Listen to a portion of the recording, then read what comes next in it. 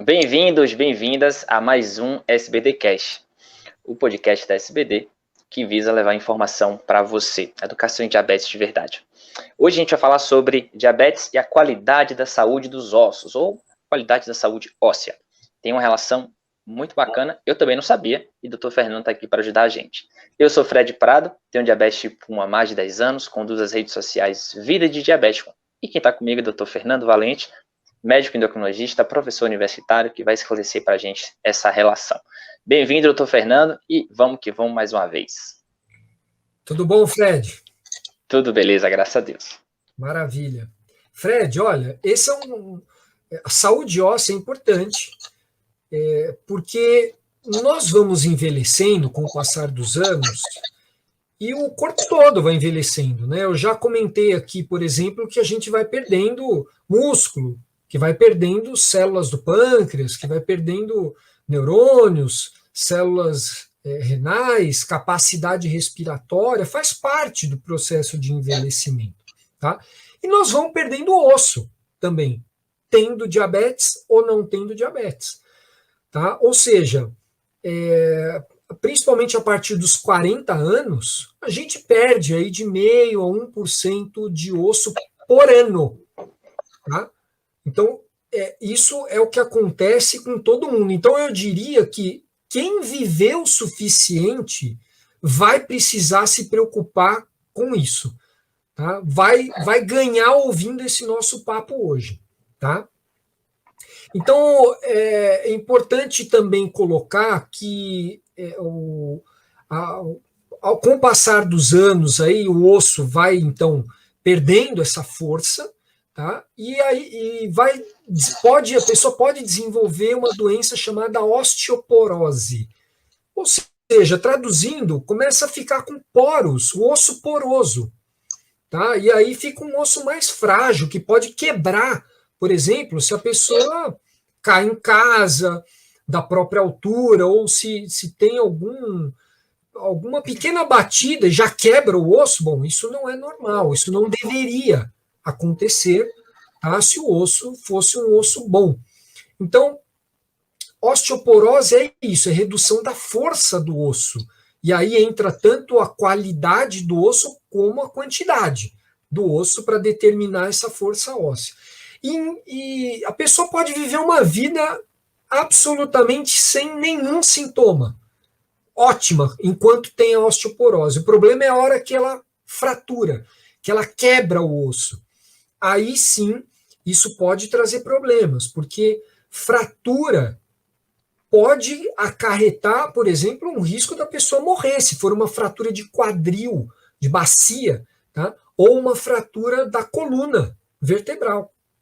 Existe um risco de morte, e existe também, para quem não morre, da pessoa ficar com alguma sequela para andar, enfim, desenvolver inclusive pode ficar muito parada, pode aumentar risco de trombose.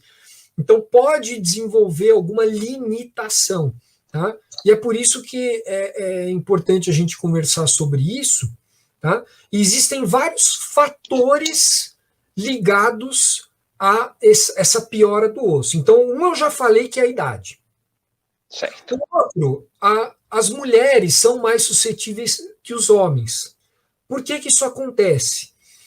Porque, primeiro, as mulheres elas passam por um período chamado menopausa, em que a produção de estrógeno diminui muito e o estrógeno é protetor para o osso, certo? E o homem não tem andropausa, ele vai tendo uma queda muito gradual da testosterona, não tem uma queda abrupta.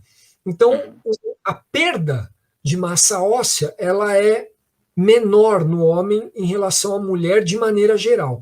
A outra coisa é o seguinte, eu falei que a gente começa a ter perda a partir dos 40 anos, mas não contei o que vem antes. Na infância, na adolescência e no adulto jovem, é época de ganhar osso, de fazer uma poupança óssea. Tá? Então, o osso ele vai ganhando consistência, ali, força, e atinge um pico mais ou menos ali em torno de 25 anos ou um pouco mais. Tá? Uhum. Daí até os 40 anos entra num platô, fica sem ganhar nem perder, e depois dos 40 anos tem essa perda. Então, veja, por isso que é importante a gente falar aqui, mesmo quem está ouvindo é jovem, criança, adolescente, adulto jovem, é época de fazer um bom osso, para que depois, a hora que começar a perder, ter adquirido uma boa poupança para demorar mais tempo para chegar numa quantidade pequena e de risco, tá? De uma fratura. Tá? Tem uma gordurazinha para queimar, né? Exatamente. Tem um algo a mais aí, um recurso a mais, tá? Fazer uma poupança óssea. Então, quais são os fatores ligados, além de idade e sexo? Então, temos também o fator genético, tem gente que por mais que maltrate nos hábitos alimentares, não vai desenvolver isso. Tá? Aliás, a genética conta para tudo. Também tem gente que come tudo errado e não infarta. Não tem o infarto do coração, não desenvolve doença do olho, mesmo com o diabetes lá em cima. Tá? A questão genética é sempre muito importante.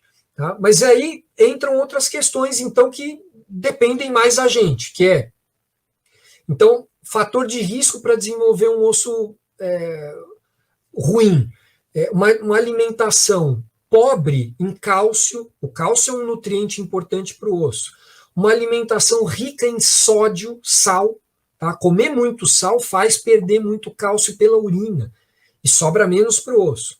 Tá? Excesso de refrigerante também, né? Ótimo, excesso de refrigerante piora também a massa óssea, além de piorar o diabetes, além de aumentar o risco de hipertensão, de peso, de doenças cardiovasculares. A galera fala muito de, por exemplo, Coca-Cola zero. Eu tomo Coca-Cola zero, não sobe a glicemia. Mas tem muito sódio, né? A gente precisa sempre... Nenhum alimento é fonte isolada de alguma coisa, né? Sempre tem mais coisa. E tem outras coisas também. Além do sódio, tem muitas substâncias aí nesses produtos industrializados que podem fazer algum mal, seja ligados em longo prazo, né, a doenças, por exemplo, a maior risco de câncer ou maior risco de doença cardiovascular. Ainda está se estudando exatamente a ligação, porque a gente sabe que tem um monte de coisa ali que pode não fazer bem, mas exatamente o que, em que quantidade, isso é ainda difícil dizer, Fred. Mas, de modo geral, em se tratando de osso, quer dizer, falta de cálcio, excesso de sal, falta de exercício é um fator de risco, porque o exercício estimula o nosso corpo a formar mais osso. Cigarro e álcool em excesso não fazem mal só para coração, para pulmão, não para fígado, não fazem mal também para o osso, tá? Um outro fator bastante importante é o uso crônico de corticoide, corticosteroide, medicamentos que são anti-inflamatórios, tem uma ação anti-inflamatória, que até a gente está falando mais agora em época de Covid, né? Uhum. Mas o uso por mais de 3 meses desse remédio pode fazer mal para o osso também. Tá? O corticoide é o diabético não gosta de ouvir, né? Porque o transtorno que dá na glicemia usar corticoide não está no gibi. Perfeito. Piora a glicose, piora a pressão, em longo prazo pode aumentar a gordura da barriga e também causa problemas para o osso. Tá? E peso muito baixo e IMC muito baixo também é problema, porque o osso ele precisa de um peso para sustentar, para crescer saudavelmente. Então, se o excesso de peso é problemático, aqui no caso do osso, a falta ou seja, um índice de massa corporal muito baixo, tá, também pode trazer malefício para o osso.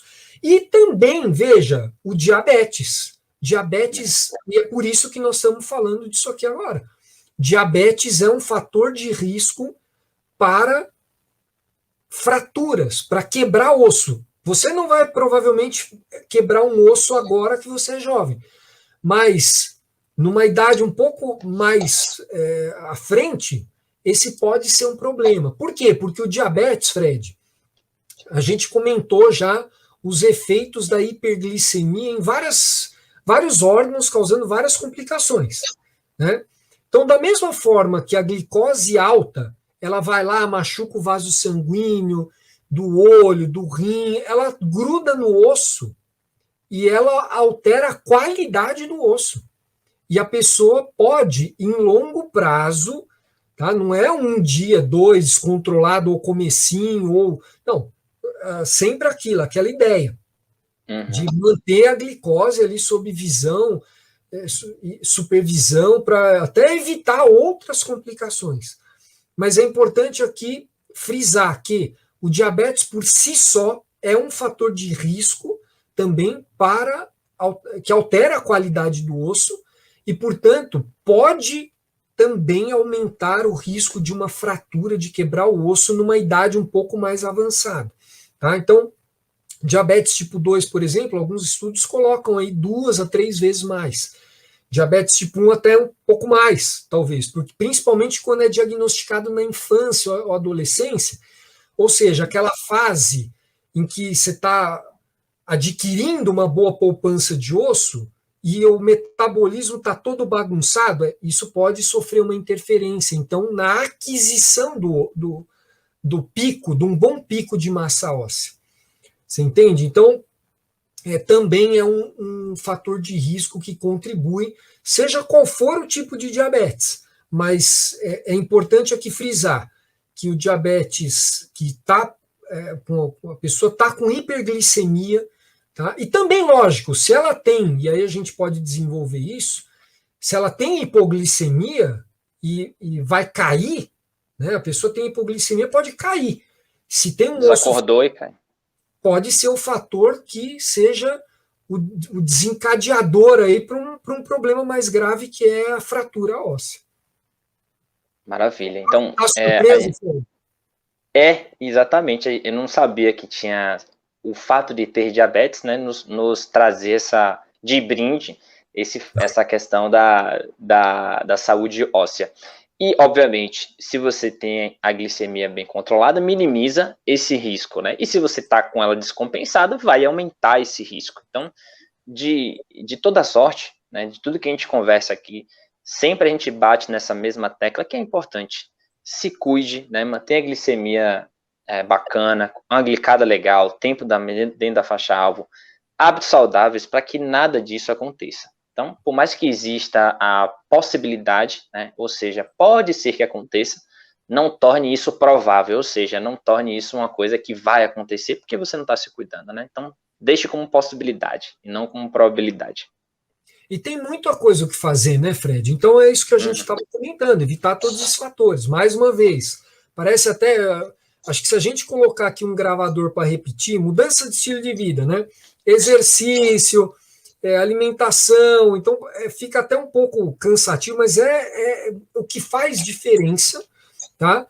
Além de, especificamente aqui, para evitar doença óssea, quer dizer, existe um exame que pode ajudar a ver isso também? Sim, a gente deve indicar para toda mulher, por exemplo, a partir de 65 anos ou mais, e todo homem com 70 anos ou mais, precisa fazer um exame de densitometria óssea. É um exame que pode ajudar a gente a identificar o risco de uma fratura, de quebrar o osso. Tá? Mas também é importante dizer que se a pessoa não tem tudo isso de idade, é mais jovem que isso, e tem fatores de risco, por exemplo, a mãe fraturou, quebrou a bacia, caiu, escorregou em casa e quebrou a bacia. Tá? Lembra que o fator genético é um fator importante. Tá? Então, ou fuma, ou usa corticoide, enfim, tem algum fator de risco, a gente deve indicar esse exame mais cedo.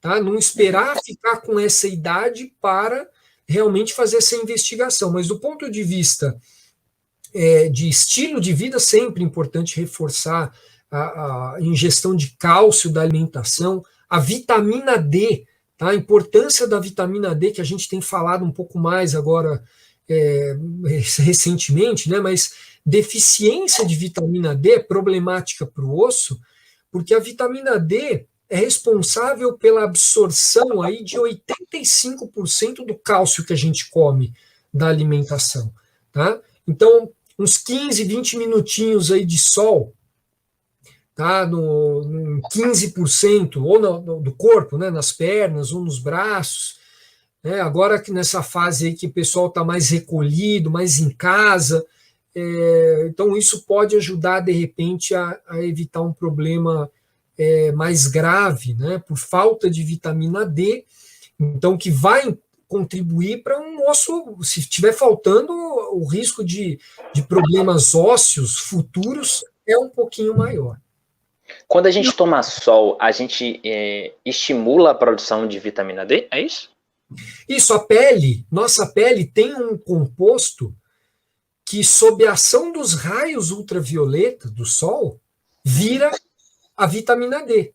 E essa vitamina D depois precisa ser ativada no fígado, nos rins, mas a partir desse estímulo do sol é que esse composto vira vitamina D. Então, com o passar da idade, por exemplo, os idosos eles vão ficando com a pele fininha, vai diminuindo a quantidade desse substrato.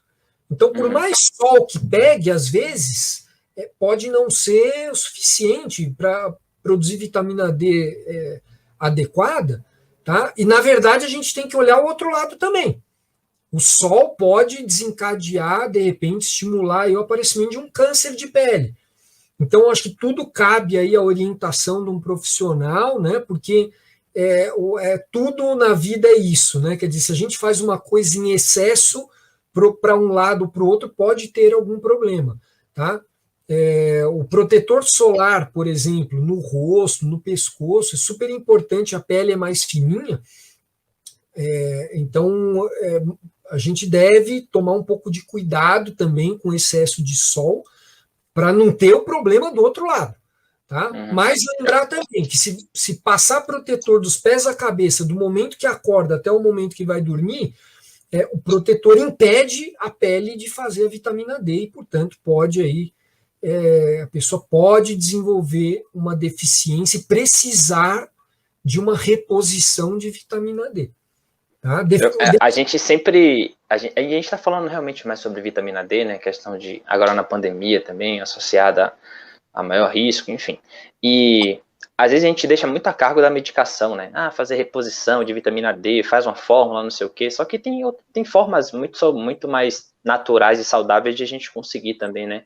Estimular não só a vitamina D, mas também uma alimentação mais saudável e fazer atividade física é fundamental, né? É impressionante como a gente, sempre que comenta, a gente volta para esses pilares importantes, porque você sai para caminhar numa praça, você toma sol, você faz atividade física, você organiza suas ideias na cabeça e favorece a sua saúde mental, que melhora a qualidade do seu sono, né, que você tende a comer melhor porque você fez um esforço, uma atividade física, e fala, caminhei 20 minutos, meia hora, não vou comer qualquer coisa, né, ficar comendo, me entupindo de carboidrato. É um movimento tão holístico e bonito, né, de você falar, estou num ciclo de hábitos saudáveis, né? Não é aquele ciclo vicioso, é um ciclo virtuoso, um ciclo de virtudes. Exato, Fred. Isso sempre com intervenções aí absolutamente pertinentes, e o que é mais importante aqui é o que você está falando. É isso, porque se a pessoa faz isso, naturalmente ela vai ter a vitamina D adequada, porque ela está saindo, está fazendo exercício ao ar livre. E essa questão de sair na varanda, tomar ali 15 minutos de sol, isso nós estamos até reforçando agora na pandemia, porque as pessoas, tem gente que não sai de casa, né, não está saindo. Então é importante também olhar para esse lado. E também, Fred, olha, eu acho que por fim aqui cabe a gente reforçar não só a importância aí de estar com o diabetes no alvo, bonitinho, mas também evitar situações todas essas recomendações aí para melhor massa óssea, tá? Mas também recomendações evitando quedas, prevenindo quedas. Então, especialmente no caso do diabetes, a gente tem que tomar mais cuidado em relação à hipoglicemia, que é isso que a gente comentou já, mas também as pessoas que têm complicações crônicas, por exemplo, alterações visuais por retinopatia, tá? Pode também aumentar um pouco o risco de queda. Ou então neuropatia. A pessoa pode ter aí uma instabilidade no pé, ou então até um desequilíbrio, porque quando levanta dá uma tontura, tá? Que é a tal da neuropatia autonômica, quer dizer, a queda da pressão quando a pessoa levanta, que a gente chama de hipotensão ortostática. Tá? Então, são outros fatores de risco que a gente precisa atentar, além daqueles básicos, né, de não ter um piso escorregadio, cuidado ali com tapete escorregadio, com um ambiente muito escuro. Então, criar um ambiente, principalmente para o idoso, né, um ambiente que previna quedas, tá? E assim a gente previne o problema maior aí relacionado à massa óssea. Você falou aí de hipoglicemia, né? E eu me lembro, e de criar um ambiente também favorável, né? Eu acho muito isso, né? Você tem que tornar o que é certo fácil.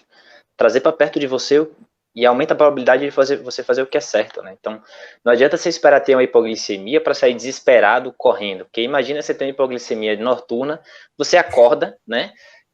Com sorte que você acorda, e aí você sai desesperado, você vai para a cozinha, e você se bate em tudo, e bate sua canela, e abre a geladeira esfomeado, sendo que, por exemplo, aqui, eu sempre tenho uma caixinha de suco ao lado, para não ter dor de cabeça, né?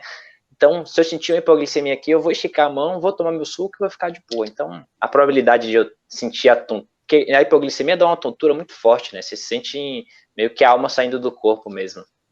E a gente não pode esperar toda hora ficar assim, porque aumenta de fato o risco de a gente tomar alguma queda, de a gente não chegar a tempo, isso é muito ruim. E comer coisas que não subam a glicemia de forma tão rápida, né? Você vai tender a comer biscoito, bolacha, chocolate, o que vir pela frente, menos talvez o que seja o mais correto possível.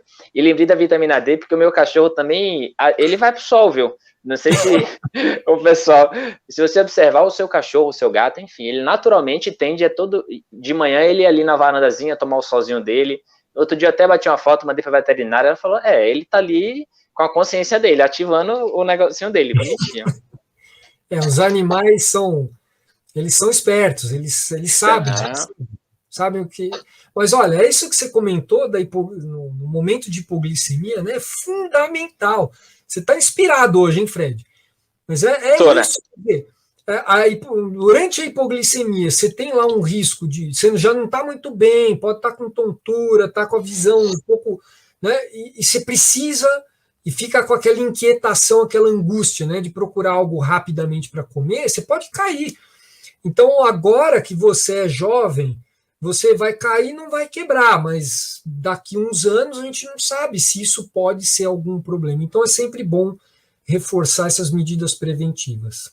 Mas maravilha, Fred, acho que a gente conseguiu aí, eu espero ter contribuído aí, porque esse não é um assunto muito falado, né? Verdade, eu inclusive fiquei muito feliz com a aula, porque era um conhecimento que eu não detinha, não. Aprendi bastante, obrigado aí mais uma vez. E eu acho que todo mundo que está ouvindo a gente, enfim, adorou também e tem que compartilhar isso aí, né? Quanto mais a gente dissemina a educação em diabetes, mais pessoas a gente alcança e mais pessoas a gente consegue ajudar, né? E, obviamente, prevenir que elas não tenham as complicações. Beleza? Obrigado mais uma vez pelo papo. Maravilha, um prazer, Fred. Obrigado. Valeu. Tchau, tchau. Tchau.